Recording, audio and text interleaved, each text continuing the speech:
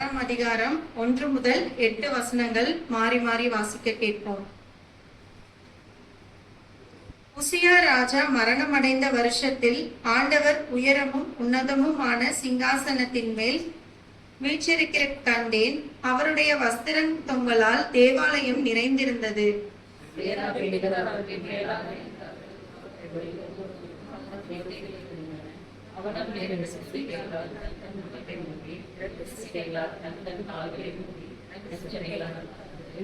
ஒருவரை ஒருவர் நோக்கி, சேனைகளின் கர்த்தர் பரிசுத்தர், பரிசுத்தர், பரிசுத்தர், பூமி அனைத்தும் அவருடைய மகிமையால் நிறைந்திருக்கிறது என்று கூப்பிட்டு சொன்னார்கள்.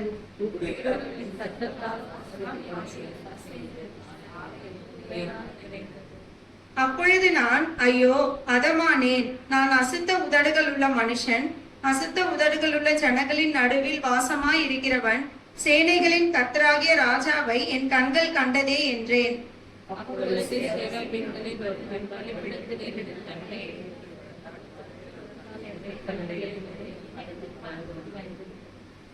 அதனால் என் வாயை தொட்டு, இது உன் உதடுகளை தொட்டதினால் உன் அக்கிரமம் நீங்கி உன் பாவம் நிவர்த்தியானது என்றான்.